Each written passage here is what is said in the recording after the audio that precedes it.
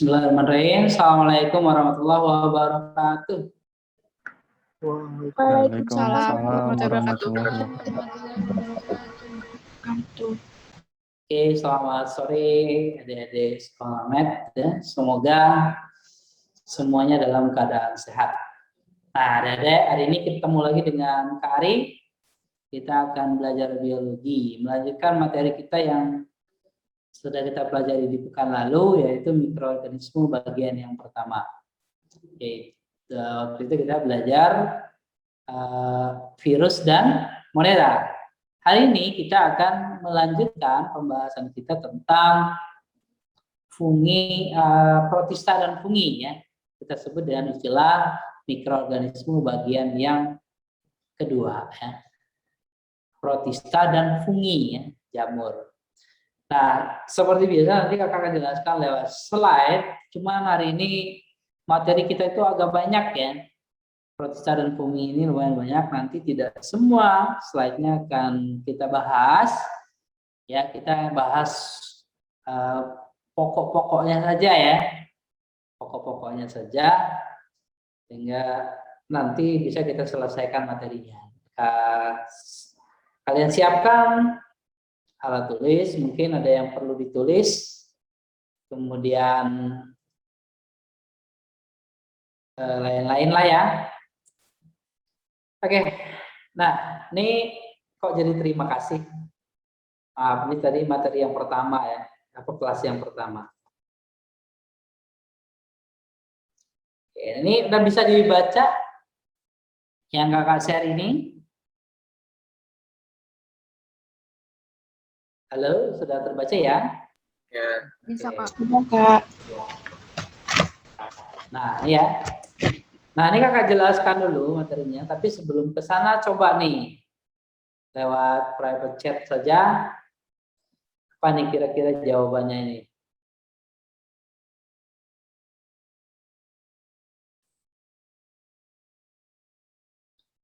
Ya. Almain habit file. Nah, ini udah jawab nih. Satu jawaban masuk. Ramatika 2, Sakila Aulia. Apa yang jawab? Zahra Najwa. Yogi Sinai. Rahmat Aziz. Darajatun Alimazia. Nida Fabianka Belina. Oke, ini ada Zulfa Raihana, Raihan, Naufal Fahri. Banyak nih bentuk chatnya. Adam. Oke, Siva, Mimrisa, Alvira. Oke, jawabannya udah banyak nih yang masuk ya. Oke, ini ada yang ralat ada ya. Oke, ini banyak yang sudah masuk nih. Jawabannya Shirley, Dada Jatun. Oke, nah ini kita lanjut ya. Sekarang yang nomor 2. Nomor 2. Yang nomor 2 ini apa nih? Jawabannya kira-kira nih. Fungi memiliki dinding sel pada struktur tubuhnya yang berupa titik-titik. Belinda Ayu Aziz, ya banyak yang ngebut nih. Atullah ya, Yogi, Arjanto, ada Sakila, ada nggak bisa baca nih, cepat banget. Darajatun, Fadila, Muhammad, Binda, Adam, Rayana, Ica, Nadia Alia, Rizka Regina, Muhammad Reza, Shirley, Bagus, Akbar, dan seterusnya Tiara Bilkis. Tiara sama Tiara Bilkis beda orang ya?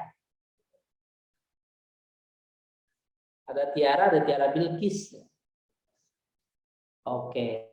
Nah, oh beda ya, bedain satu orang.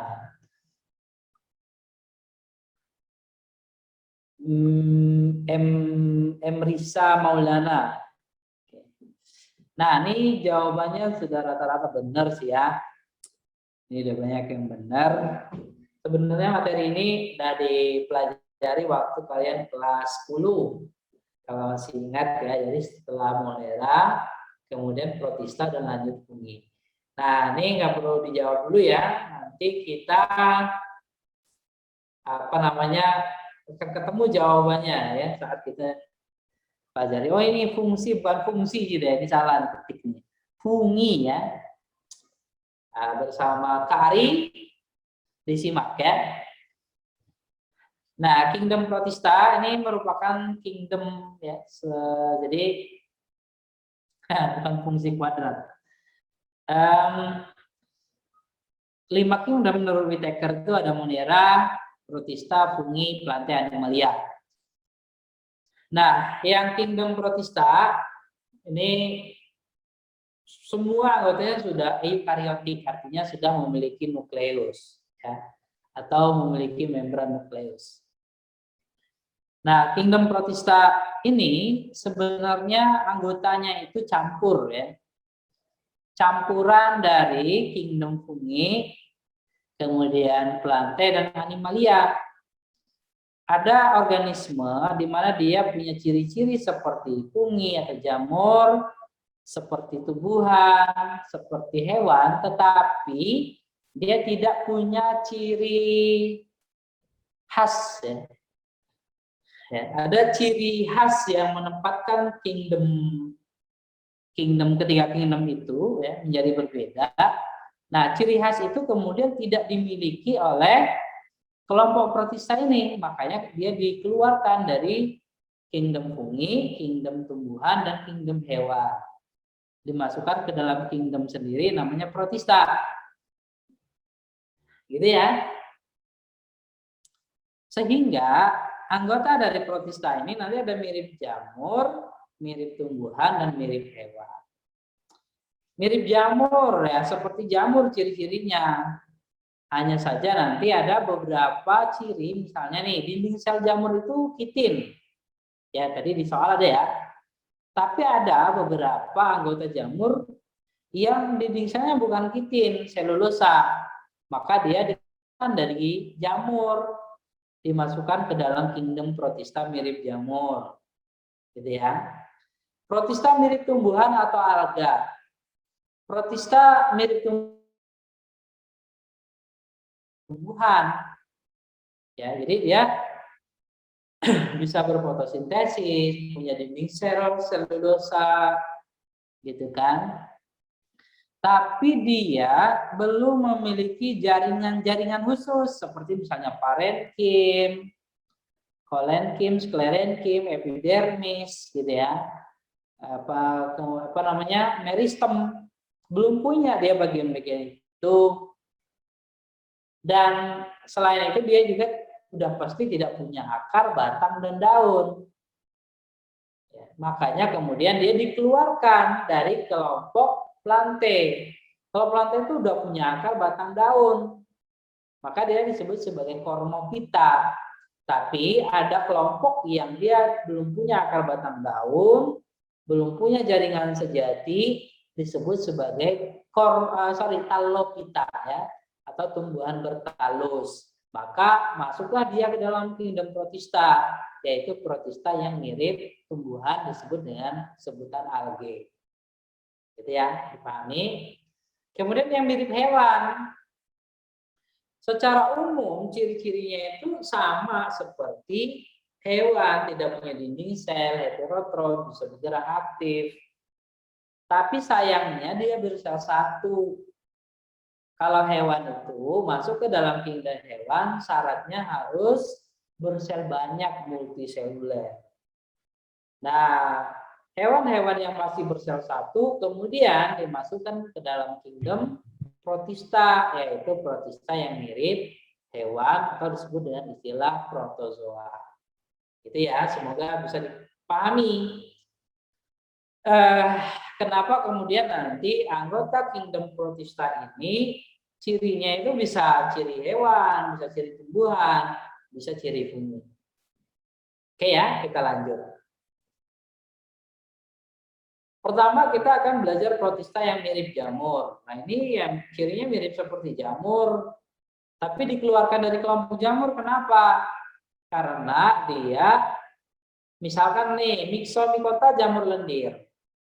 Jamur lendir ini dia punya dua fase hidup, yaitu fase tubuh buah yang diam nempel, dan dia juga punya fase di mana fase ini bergerak ameboid, namanya fase plasmodial. Nah, anggota fungi yang kingdom fungi itu tidak ada yang punya fase bergerak seperti pada Myxomicota atau jamur lendir. Makanya kemudian Myxomicota dikeluarkan dari kingdom fungi. Gitu ya. Yang kedua Oomycota. Nah, Oomycota jamur air. Kenapa Oomycota dikeluarkan dari kingdom fungi dan dimasukkan ke dalam protista mirip jamur? Karena Oomycota ini punya dinding selnya itu berbahan selulosa, gitu ya. Seharusnya kalau fungi itu dinding selnya adalah kitin. Bisa dipahami ya?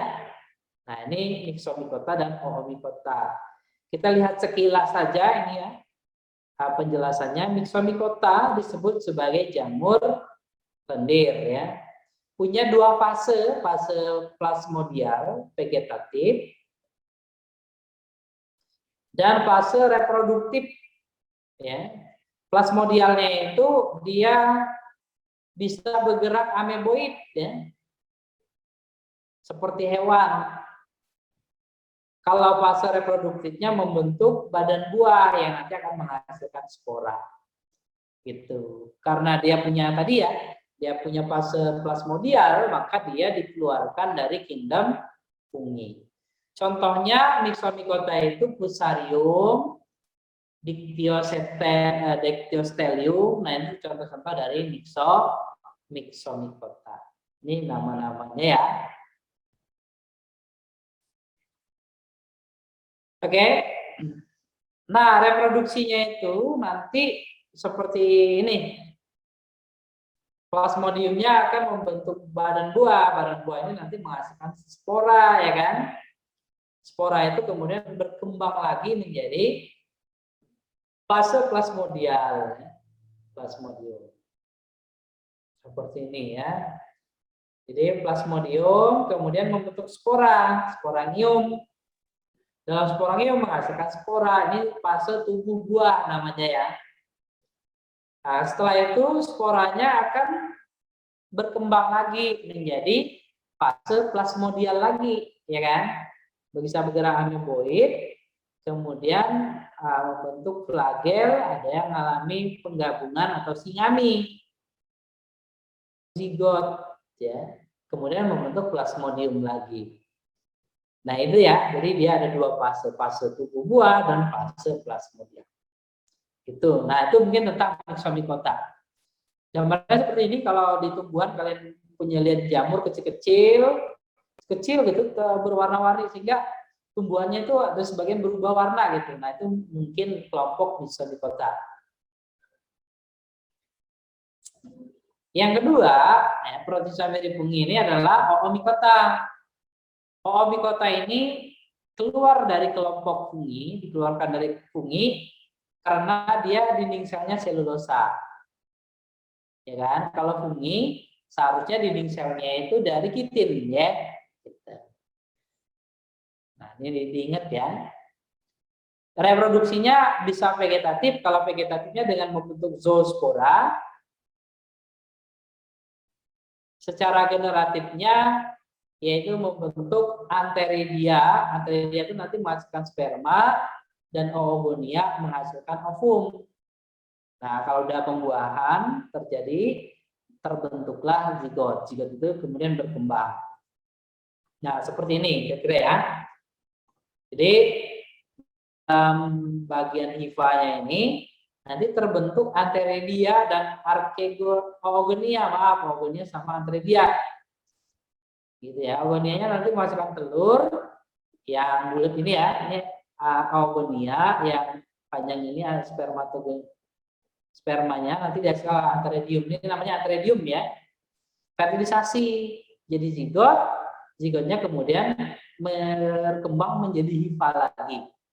Nah, hifa ini sebagian nanti masuk ke fase generatif, dan sebagian membentuk sporangium yang menghasilkan zoospora. Dan zoospora ini jadi hifa lagi. Jadi berkembang biak pada oomycota itu seperti itu ya, bisa vegetatif, bisa generatif. Sip. Oomycota nih contohnya Phytophthora impasta, Phytophthora fabri ya, dan seterusnya. Ini menyebabkan penyakit pada tumbuhan, umumnya begitu. Saprolegnia misalnya itu pada ikan ya, umumnya pada tumbuhan. Sip ya. Nah ini adalah protista mirip jamur. Nih, ini penyakit pada daun tembakau yang disebabkan oleh oomycota. Kita lanjut. Berikutnya adalah protista yang mirip tumbuhan. Protista mirip tumbuhan itu secara umum tadi ya, mirip seperti tumbuhan, cirinya hanya saja dia belum punya akar, batang, dan daun. Dan juga belum punya jaringan-jaringan khusus, misalnya parenkim, xilem, phloem, dan seterusnya itu belum punya. Nah, ini ya. Dikenal dengan nama alga, disebut juga dengan kelompok Talophyta karena tubuhnya itu berupa talus ya. Jadi belum bisa dibedakan akar, batang, dan daunnya, itu belum bisa dibedakan. Reproduksinya bisa seksual, bisa aseksual. Oke. Nah, karena dia ya belum punya jaringan khusus seperti pada tumbuhan tingkat tinggi ya, yang sudah punya akar, batang, daun, dan jaringan. Penyimpanan makanannya kalau pada tumbuhan tingkat tinggi itu di parenkim, tapi kalau pada kelompok alga penyimpanannya itu di pirenoid ya. Jadi di bagian pirenoid. Oke, kita lanjut. Nah, alga ini ya, alga atau protista mirip tumbuhan nanti dibagi menjadi kelas-kelas. Pembagiannya ini divisi-divisi maksudnya. Pembagiannya ini berdasarkan pigmen dominannya. Misalkan pigmen dominannya hijau atau klorofil, maka dia divisinya Chlorophyta. Kalau dominannya coklat ya atau fucoxanthin, maka dia masuk ke dalam alga coklat atau Phaeophyta. Pigmen dominannya merah atau phycoerythrin, maka masuk ke dalam kelompok Rhodophyta atau alga merah. Ya, pigmen dominannya xanthophyll dan karoten masuk ke dalam kelompok alga pirang Chrysophyta. Gitu ya. Nah, dominannya phycocyanin masuk ke dalam alga biru. Tapi kalau alga biru karena dia prokaryotik masuk ke dalam kingdom Monera, udah kita bahas di pekan yang lalu. Gitu ya. Jadi pengelompokan alga atau protista mirip tumbuhan itu berdasarkan pigmen dominannya. Nah, kita lihat salah satu ya. Pertama adalah Phaeophyta. Dominannya apa? Fucoxanthin ya. Ini coklat dan xanthophyll. Xanthophyll itu pirang ya. Kemerahan gitu. Oke, pirenoidnya menyimpan laminarin. Kalau dinding selnya itu selulosa ya. Nanti bagian luarnya disebut bumi yang punya arginin sama pektin. Oke, gitu ya. Jadi ini alga coklat. Pirenoidnya menyimpan laminarin. Jadi kan pirenoid tadi tempat menyimpan cadangan makanan.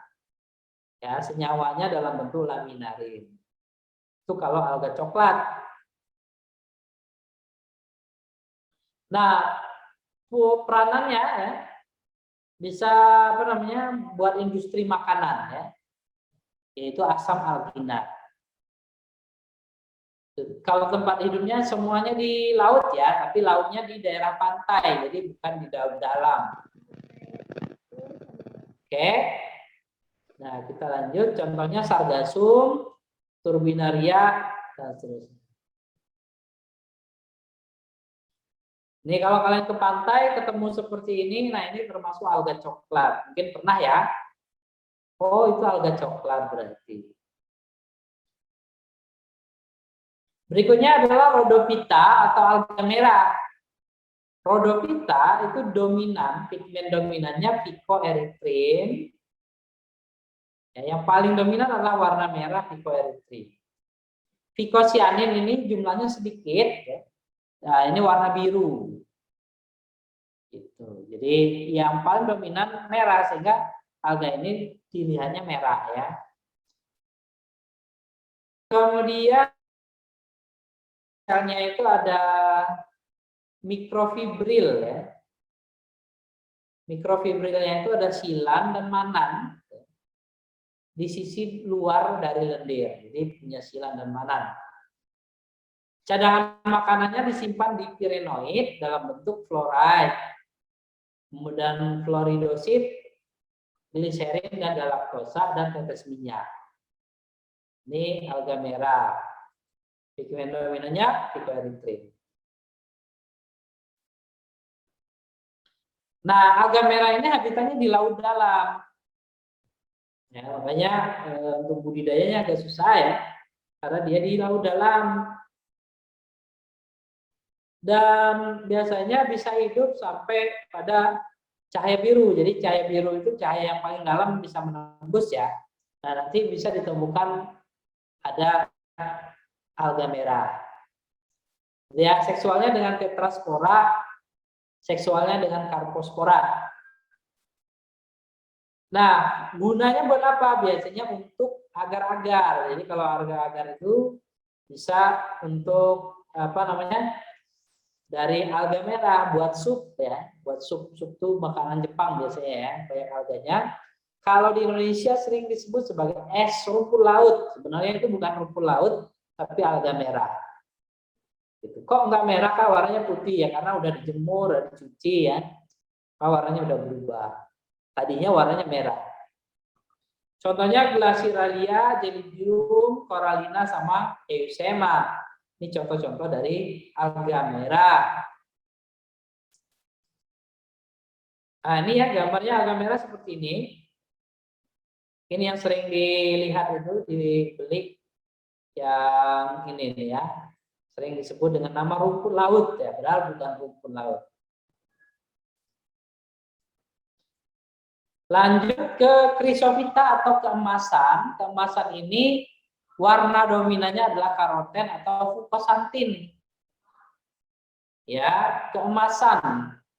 Dan alga ini menyimpan makanan dalam pirenoid dalam bentuk krisolaminarin dan tetes minyak. Jadi setiap alga nanti menyimpan cadangan makanannya beda-beda ya. Tapi tempatnya sama, namanya pirenoid. Nah, ini bisa ditemukan di air laut juga air tawar. Kalau alga coklat, alga merah tadi habitatnya di air laut. Dinding selnya tersusun atas zat kersik dan silika. Dinding selnya tubuhnya ada dua bagian, epiteka dan hipoteka. Ini chrysophyta. Oke, contohnya adalah diatom, navicula dan pinularia. Bisa digunakan sebagai bahan isolasi. Isolasi itu pembungkus ya, penyekat dinamit, dan bahan penggosok. Nah, ini chrysophyta atau alga pirang. Ini ya, ini tubuh diatom seperti ini. Diatom itu contoh dari chrysophyta. Nanti endapannya, tanahnya disebut dengan tanah diatom. Lanjut, yang keempat adalah chlorophyta atau alga hijau. Dominannya udah pasti hijau atau klorofil A dan B. Ya, pirenoidnya nyimpan zat tepung ya, atau amilum ya, sama lemah. Nah, ini alga hijau. Oke. Kita lanjutkan.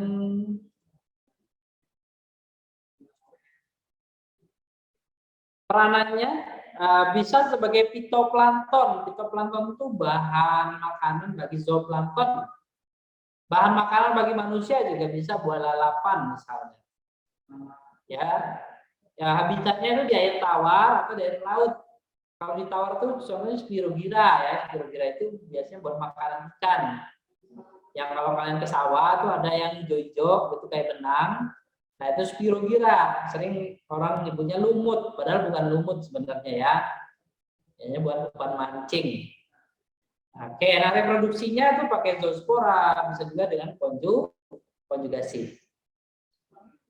Chlorophyta, ini alga hijau ya, warnanya hijau. Oke, itu tadi ya, protista mirip tumbuhan. Jadi pembagian kelompoknya berdasarkan warna dominan. Kalau dominannya merah, Chlorophyta, Phycoerythrin ya. Dominannya hijau, merah, Rhodophyta. Kalau hijau, Chlorophyta. Fucoxanthin berarti coklat. Kalau xanthophyll berarti Chrysophyta atau alga pirang keemasan. Nanti juga ada alga api misalnya ya. Oke, nanti dari yang Pyrophyta, dari Chrysophyta dibagi lagi, nanti ada alga keemasan, ada alga api. Selanjutnya adalah protista yang mirip hewan. Kalau protista mirip hewan, ini ciri umumnya seperti hewan. Tidak punya dinding sel, semuanya heterotrof, tapi ya dia ini bersel satu atau uniseluler. Sementara kalau hewan tuh harusnya bersel banyak, multiseluler ya. Makanya kemudian kelompok ini dikeluarkan dari kingdom hewan masuk ke dalam protista mirip hewan. Jadi protista itu semacam buangan gitu ya, kingdom buangan. Jadi yang dibuang-buang dari kingdom yang lain itu dimasukkan ke dalam protista. Jadi disebut juga dengan nama protozoa ya. Proto itu artinya pertama, zoa itu hewan. Diduga sebagai nenek moyangnya hewan ya, masih bersel satu. Oke, nah ini kalau pada protista mirip tumbuhan atau alga itu pembagiannya tadi berdasarkan pigmennya, maka pada protista mirip hewan itu pembagian kelompoknya berdasarkan alat gerak ya. Jadi protista ini dibagi-bagi menjadi kelompok-kelompok ya, berdasarkan alat geraknya. Nah, misalkan ada 4 ya, ada 4 berdasarkan alat geraknya. Ada rhizopoda. Rhizopoda itu rhizo itu artinya akar, poda itu kaki. Kaki akar. Jadi kakinya itu seperti akar. Kenapa seperti akar? Dia ada gambarnya ya. Atau disebut sarcodina, disebut juga pseudopodia. Pseudo itu semu, podia itu kaki. Jadi kakinya itu semu ya. Kakinya dibentuk ketika dia akan bergerak. Ya, ke arah dia akan bergerak, nah itu dibentuk. Itu kelompok rhizopoda, kakinya semu.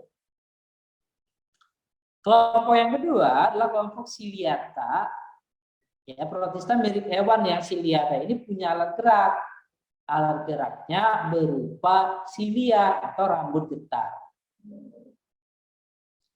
Flagellata, kalau flagellata itu alat geraknya berupa bulu cambuk ya, atau flagel atau mastig. Ya, maka disebut juga dengan kelompok Mastidopora. Alat geraknya bulu cambuk. Dan kelompok yang keempat tuh belum punya alat gerak, nah atau tanpa alat gerak, yaitu masuk kelompok sporozoa. Ya, ini protista yang mirip hewan. Kita lihat satu-satu. Pertama rhizopoda ini disebut juga sarcodina ya. Alat geraknya itu kaki semu atau pseudopodia. Berupa penjuluran sitoplasma. Jadi kemarin kita udah belajar sel, ada sitoplasma, ada membran sel. Nah, pada rhizopoda ketika dia akan bergerak, sitoplasmanya mendorong membran selnya sehingga nanti akan membentuk lekukan. Gitu ya. Nah, di situ dia akan bergerak ke arah situ. Nah, ini ya. Namanya pseudopodia. Struktur selnya ada membran, ada ektoplasma dan endoplasma, ada inti sel, vakuola kontraktil dan vakuola makanan. Nah, vakuola kontraktil dan makanan ini nanti untuk mencerna makanan. Oh ya, Dede, nanti kalau misalnya kakak keluar ya sebentar, ditunggu ya, soalnya ini Wikonya udah mau habis. Nanti biasanya putus, kemudian disambung lagi. Nanti kakak sambung lagi, gitu ya. Jadi ditunggu sebentar. Sementara itu kita lanjutkan dulu ya. Ini rhizopoda. Contohnya ameba. Jadi kakinya itu baru akan dibentuk ketika dia bergerak. Misalnya bergerak ke arah makanan, dia membentuk kaki semu, namanya pseudopodia. Itu ya. Nah, ini contoh dari rhizopoda.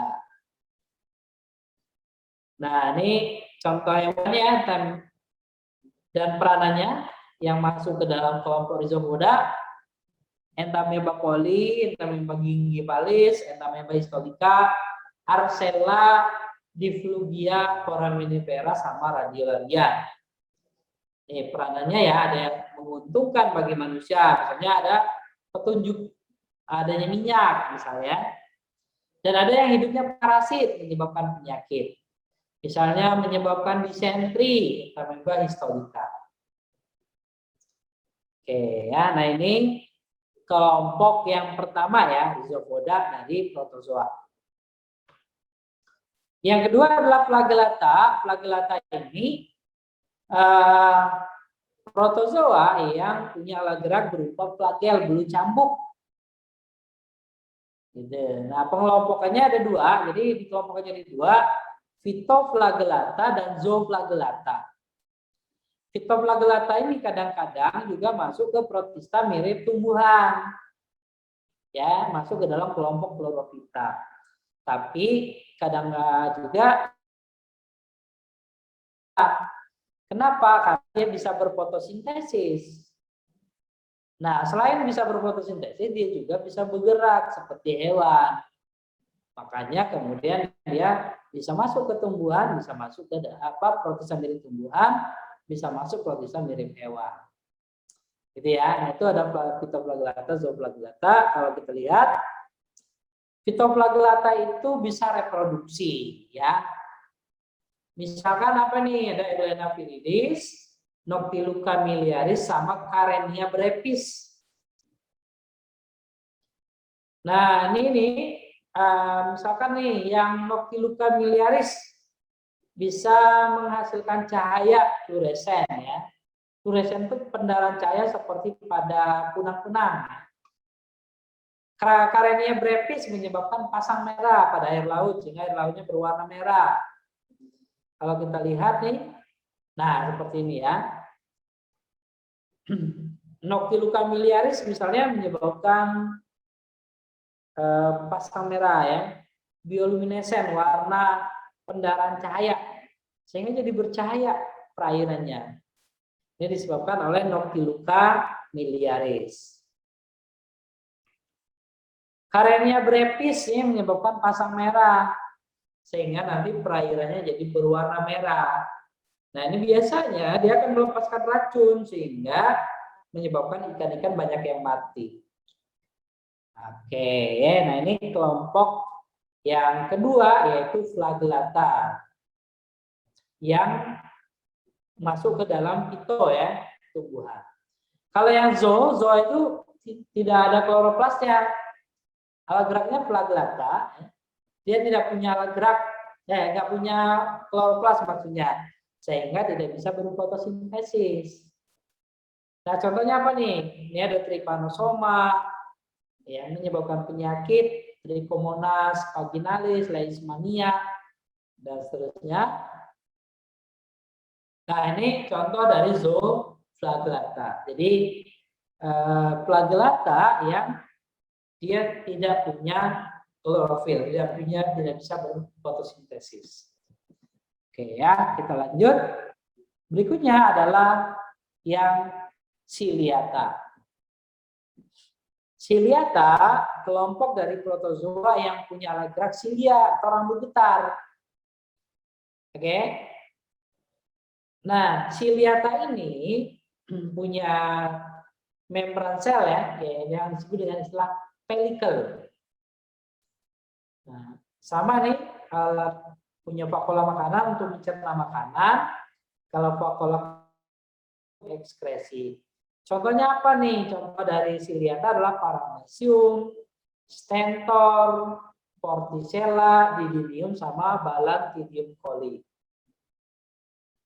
Ini contoh Paramecium ya, contoh Ciliata Paramecium. Nah, Paramecium ini Ciliata yang unik karena dia punya dua inti. Inti yang kecil mikronukleus dan inti yang besar yaitu nukleus atau makronukleus. Ini disebut juga dengan sebutan hewan sandal. Kenapa disebut hewan sandal? Karena bentuknya seperti sandal. Walaupun ya ini ukurannya sangat kecil ya.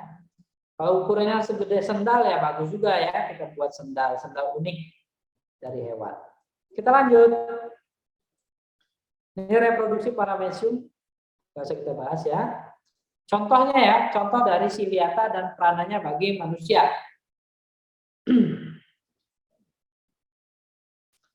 Oke, ini sudah ya, ada Paramecium. Ada yang menyebabkan penyakit, ada yang hidup bebas. Jadi tidak menyebabkan penyakit kalau hidup bebas. Ya. Yang menyebabkan penyakit misalnya Balantidium coli, menyebabkan balantidiosis, ya, gangguan perut. Nah ini gambarnya, kalau di soal UN ini sering ya keluarnya. Ada Vorticella, Stentor atau hewan trompet. Ini contoh-contoh dari hewan yang Ciliata ya, yang bergeraknya dengan silia. Intinya ini ada rambut-rambut getar kecil ini ya. Nah ini silia. Dan terakhir kelompok dari protozoa itu adalah sporozoa, yaitu protozoa yang belum memiliki alat gerak atau tidak memiliki alat gerak. Contohnya adalah Plasmodium. Ya. Nah, reproduksinya dengan biasanya kalau Plasmodium itu inangnya itu ada dua, nyamuk dan manusia. Nyamuknya nyamuk Anopheles dan manusia. Reproduksi secara vegetatif itu terjadi di dalam tubuh manusia. Kalau secara generatif terjadi di dalam tubuh nyamuk atau disebut sebagai inang perantara. Nah, kelompok Plasmodium ini ya bisa menyebabkan penyakit, yaitu penyakit malaria. Sebentar ya.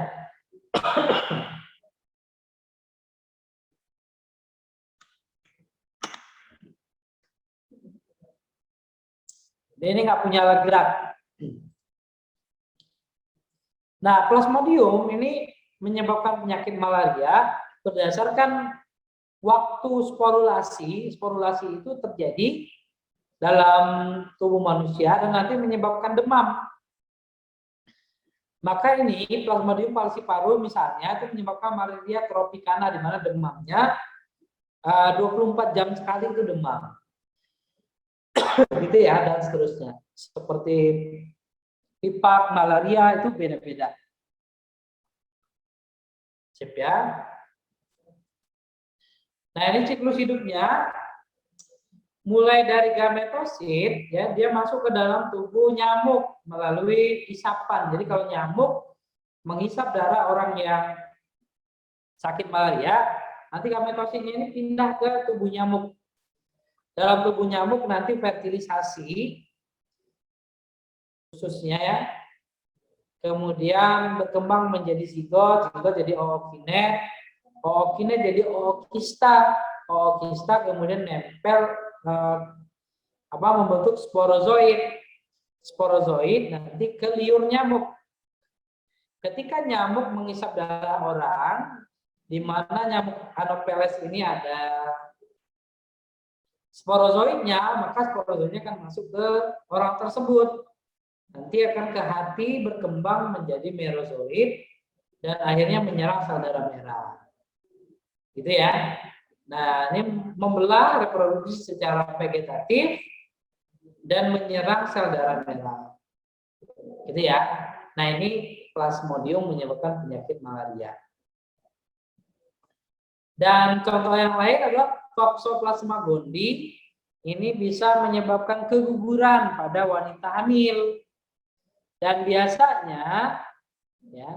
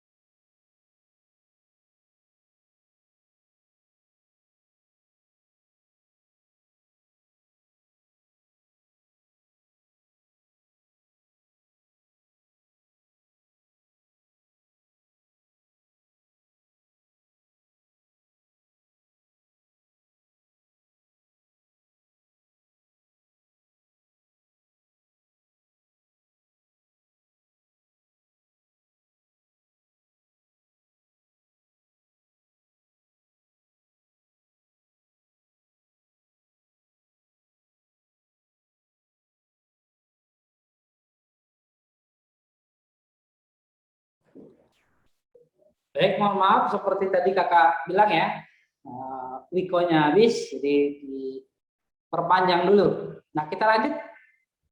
Tadi kita sampai di mana? Fungi ya.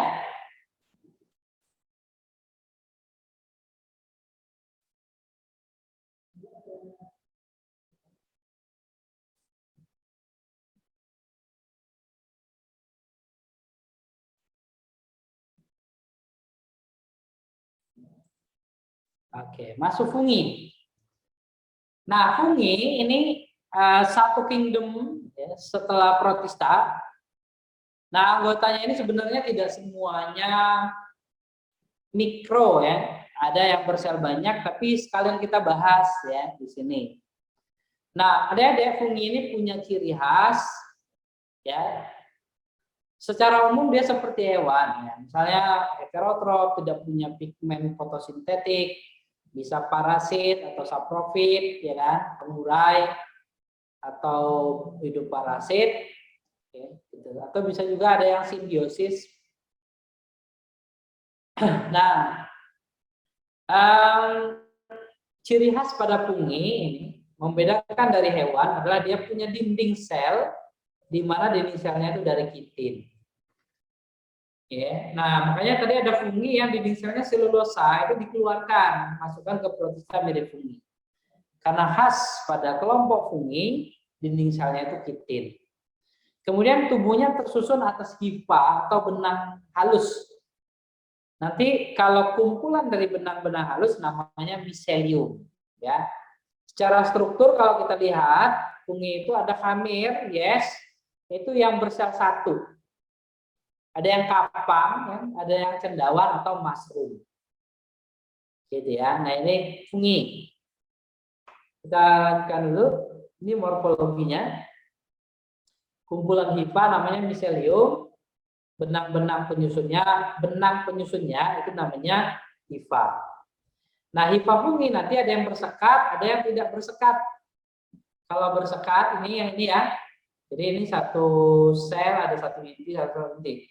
Kalau hifa yang tidak bersekat yang ini, nah ini namanya hifa senositik tidak bersekat, ya, atau tidak bersekat. Kemudian fungi ini punya kemampuan memperbanyak diri atau reproduksi. Reproduksi fungi menggunakan spora. Sporanya ada dua kelompok, ada spora seksual dan spora aseksual.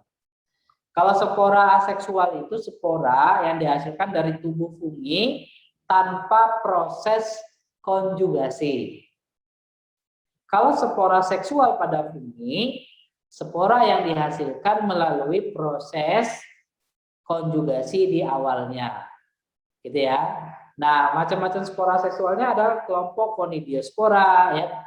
Nah, itu keterangannya ada ya. Misalnya spora yang di ujung hifa, ada sporangiosspora, ada oidium, chlamydospora, dan ada blastospora.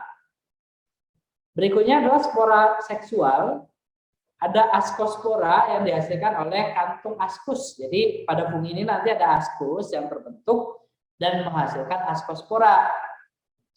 Kemudian basidiospora, ya, spora seksual yang dihasilkan oleh basidium. Ada bagian yang disebut basidium. Basidium ini hasil konjugasi dan menghasilkan menghasilkan spora. Sporanya disebut basidiospora. Zigospora juga sama. Jadi nanti ada bagian hasil konjugasi yang membentuk zigosporangium. Ya, zigosporangium ini menghasilkan spora, sporanya disebut zigospora.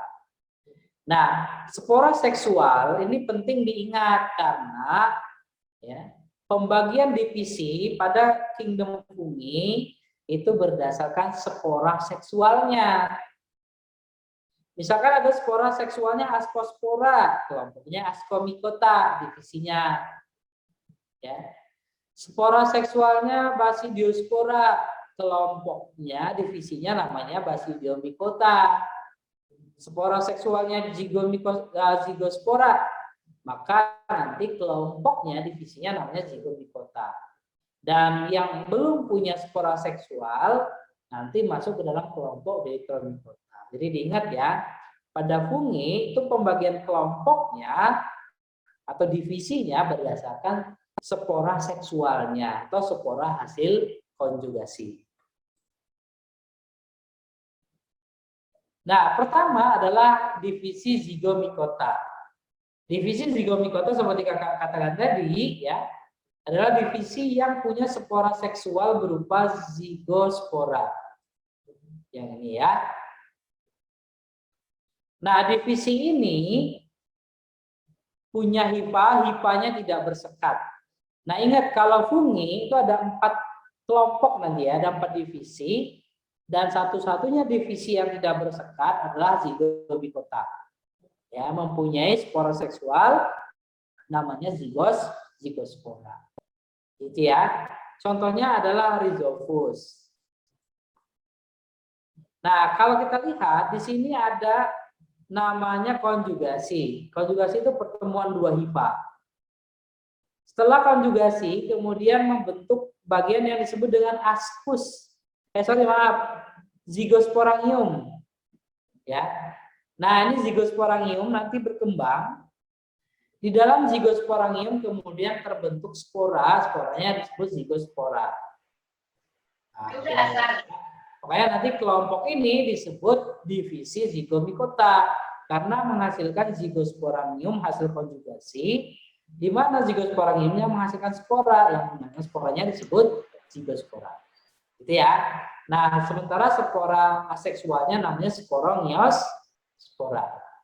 Yang pertama. Oke ya, bisa dipahami ya zigomycota. Contohnya ini bisa di SS. Rhizopus oryzae misalnya untuk tempe. Gitu ya. Rhizopus stolonifer bisa ini apa pengurai pada roti, jadi merusak roti ya. Nah, kita lanjut. Berikutnya adalah divisi ascomycota. Kalau ascomycota udah tahu dong spora seksualnya apa? Ya, ascospora ya. Nah, udah pasti ascospora dan hifanya udah berseta, spora seksualnya ascospora. Nah, ascospora ini dihasilkan oleh badan hasil konjugasi yang disebut dengan ascus ya. Ascus. Dan lanjut dia juga punya spora seksual, aseksualnya conidiospora sama blastospora. Nanti ada 3 kelompok ascomycota, Hemia ascomycetes, Plectomycetes sama Pyrenomycetes ya. Coba kita lihat lanjutannya. Ascomycota ini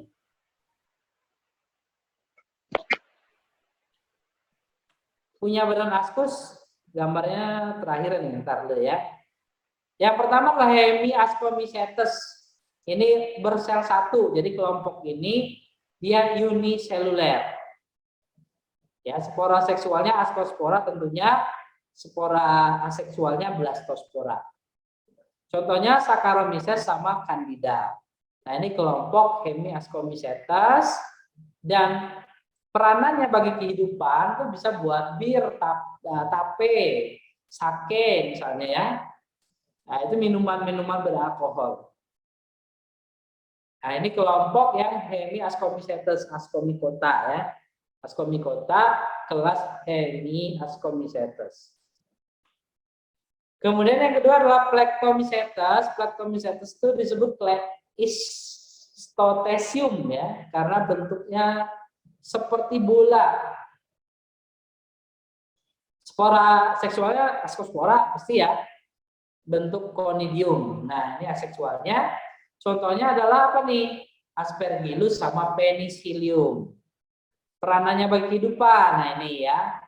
Jadi ada yang bentuk tape sake, Aspergillus oryzae misalnya, Wenti buat kecap, ada yang menghasilkan racun dan seterusnya. Ini contoh dari Ascomycota kelas Plectomycetes. Lanjut, Pyrenomycetes ya, susah bacanya. Askokapnya itu seperti botol, jadi badannya itu seperti botol.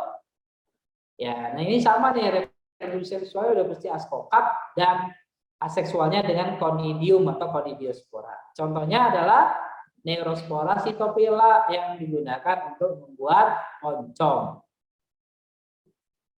Oke, ya. Nah, ini kelompok Ascomycota. Jadi intinya alat reproduksi seksualnya Ascospora. Nah, ini ya.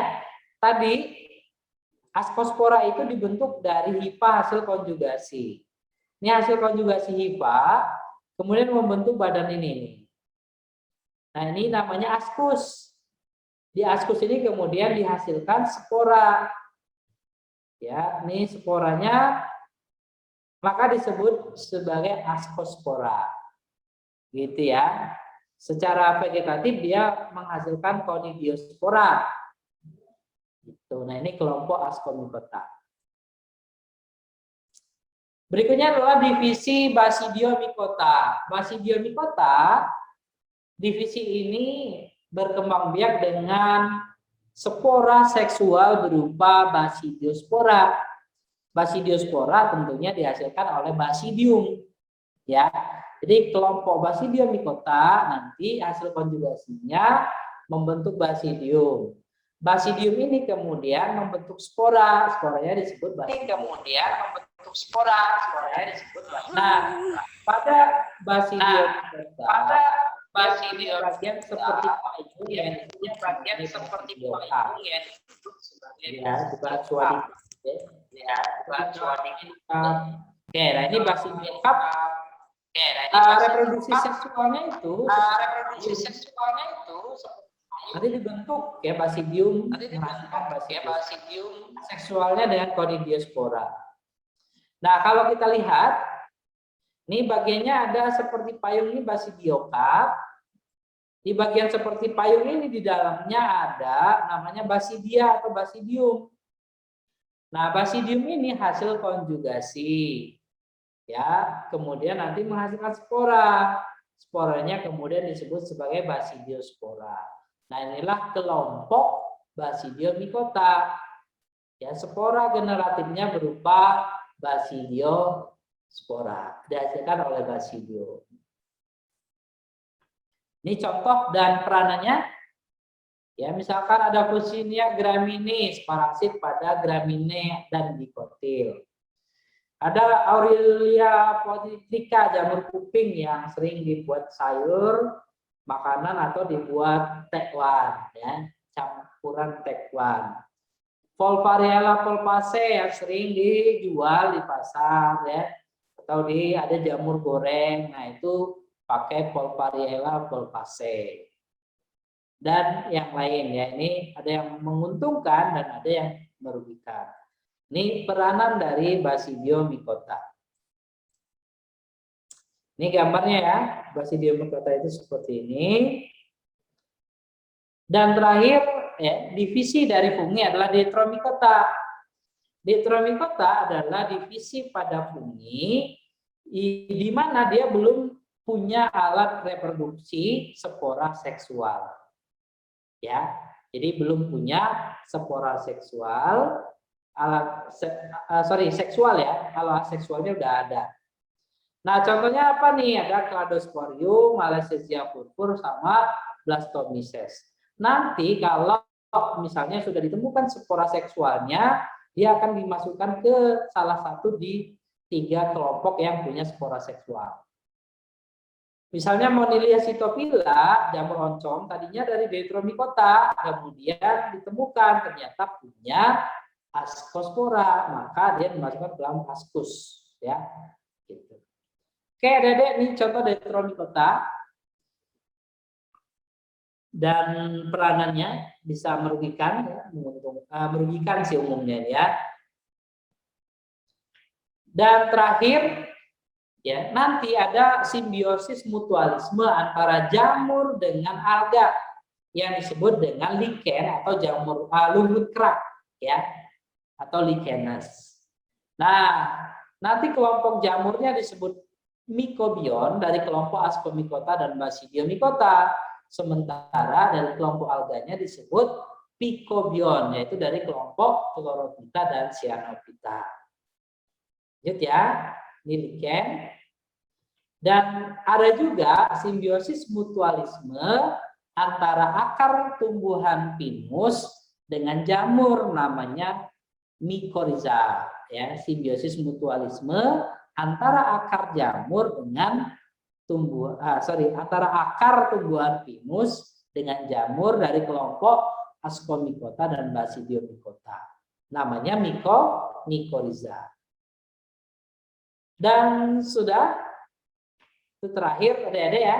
Nah, itulah materi kita hari ini tentang protista dan fungi. Jadi ini ada 2 kingdom, banyak ya, agak banyak, makanya tadi agak cepat jawab bahasnya.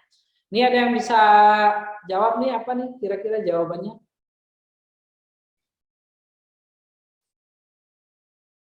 Apa deh jawaban ini? Ada yang bisa? Yuk, di chat aja apa nih jawabannya. Berikut yang merupakan sifat-sifat alga adalah titik-titik. Mana ya sifat alga? Sambil kalian jawab, nih ada pertanyaan.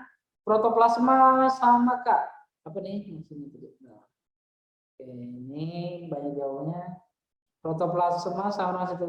Nah, ini kemarin bahasan kita tentang sel ya. Protoplasma itu adalah bagian hidup dari sel. Nah, nanti protoplasma itu terdiri dari membran dan sitoplasma. Jadi sitoplasma itu bagian dari protoplasma. Gitu deh ya. Oke, nah ini banyak yang sudah jawab. Ada yang C, ada yang E. Kalau kita lihat di sini alga tadi kan termasuk protista mirip tumbuhan, udah pasti dia berklorofil. Berarti yang C sama D kan salah ya. Kemudian udah punya akar belum? Belum punya akar. Kan dia termasuk Talophyta, tumbuhan talus ya, belum punya akar, batang dan daun. Gitu. Berklorofil, oke, berarti jawabannya benar yang E ya. Oke, ini ada yang udah benar jawabannya. Ada yang masih belum tepat. Oke, nah gitu adik-adik ya. Ini materi kita hari ini tentang protista dan fungi. Karena waktu kita ini sudah lewat ya. Mohon maaf nih, sesi tanya jawab kita sangat terbatas. Karena materi ini juga banyak dan itu tadi kakak juga udah jelaskan inti-inti dari kedua materi ini. Ya, jadi nggak detail gitu ya. Nah, untuk PPT Almira nanti komunikasi dengan Kak Dias ya, sama hostnya. Nah, ini dari kakak ya. Kakak mohon maaf jika belum tersampaikan, belum ada sesi tanya jawab. Semoga nih yang kakak sampaikan bisa kalian pahami oleh Kak Dias ya. Ini kan beda kelas. Kak Dias kan tadi ya pertama. Nanti komunikasi dengan hostnya lah ya untuk PPT. Jadi kakak nggak bisa bagikan. Kalian bisa minta dengan hostnya. Nah, itu adik-adik ya, mohon maaf kalau banyak kekurangan. Semoga kalian bisa memahami materi ini dengan baik. Ya, tadi kakak udah jelaskan inti-inti dari pembagian kelompok, kemudian ciri-ciri khas pada masing-masing kelompok protista dan fungi. Itu saja Adik-adik, kakak akhiri. Assalamualaikum warahmatullahi wabarakatuh. Sampai jumpa lagi ya. Bye-bye.